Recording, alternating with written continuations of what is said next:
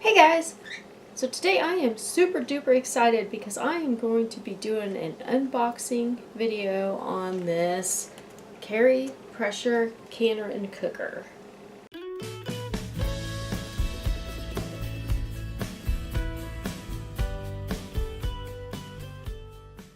I first discovered this canner back at the beginning of summer, and I was like, oh my gosh, I just really need one of these things because I think it would be so convenient for small canning projects where I don't want to really get out the big canner and all that. And so I've been really obsessed over getting one for the last couple of months now. So the other day I had the opportunity to purchase this one at a discounted price in an exchange for a review. And I was so happy and excited and everything because no matter what, I planned on getting one of these sometime. And so because of this offer, I was able to get one sooner than later. So anyway, I guess we'll get started on this. So I kind of slightly already opened it and looked at it. I know that's kind of cheating, but I was a little too impatient to wait until I actually did the unboxing video to unbox it. So I kind of already have seen it and everything, but I wanted to get a little bit familiar with it before I actually did the video anyway. So here we got the instructions and the power cord.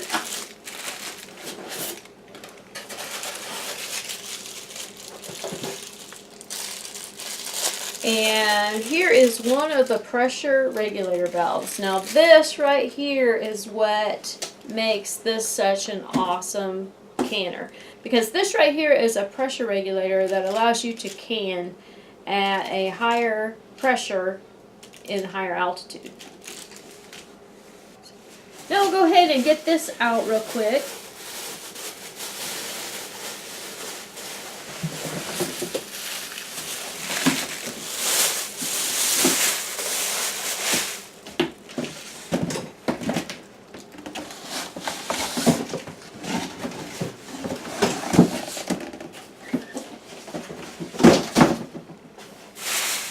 Okay, isn't that so nice?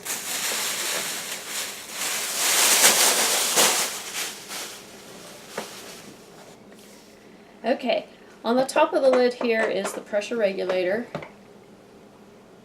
and it's got the black one in it right now. And this black one is for canning in elevations up to 1,000 feet. And so this green one here is for canning in elevations that are over 1,000 feet. So I'm going to go ahead and put this in.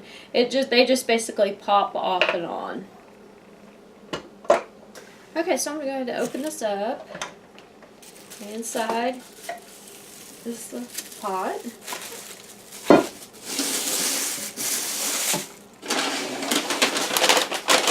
Comes with a canning rack and a steaming rack.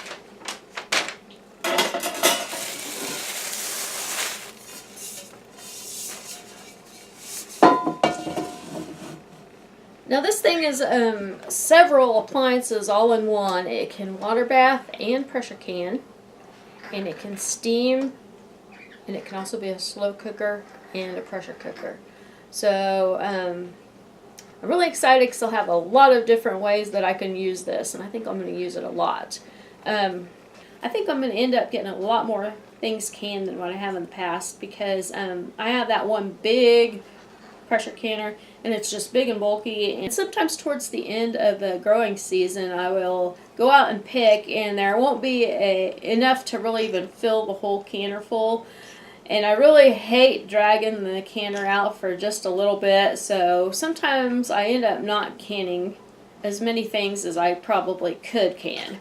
With this, I think I'll be more inclined to just go ahead and can up small batches of things. This thing will definitely come in handy in the summertime when it's really hot out and I'm trying to can, because with my big canner I stick it on the stove and it heats up the whole entire house, and so I think this thing won't heat up the house as bad.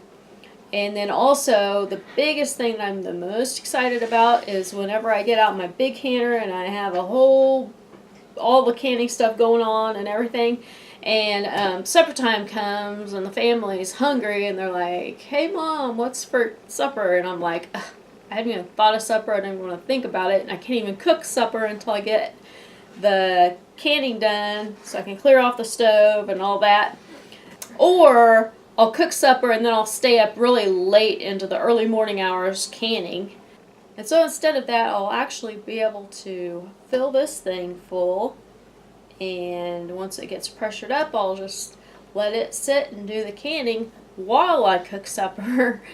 And then when it gets done, I'll take it out and I'll probably be able to put another batch in here and let it can into the evening and take them out. And then that way I'll get 2 batches done and still be able to get other things done around the house too. So I think it'll be very, very handy. The only disadvantage to this is that it is a small batch canner, so it only holds 4 wide mouth quarts and it holds 5 pints.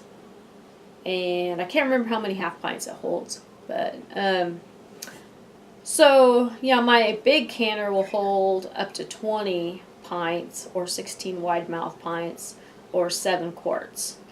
So I'll have to run this twice to get 8 quarts versus one time in my other canner to get 7 quarts. But still, that's not a big deal, and I actually think I'll get more canning done because I'll be able to just throw the jars in here and get it all set up and let it do the canning while I do some other stuff in the kitchen, and then when the one batch is done, I'll be able to take it out, put another batch in, and go ahead and do other things again. So I just cannot wait to try this. And if it works good and I really like it, I might, just might, end up getting another one, so then that way I can run 2 at the same time. So I went out to the garden earlier today and I picked some beans, and I think that is going to be just the right amount to try this canner out with. So what I'm going to do is I'm going to get these washed up and I'm going to get them snapped and in the jars, and then I'm going to do another video on how to use this canner. So stay tuned for that video.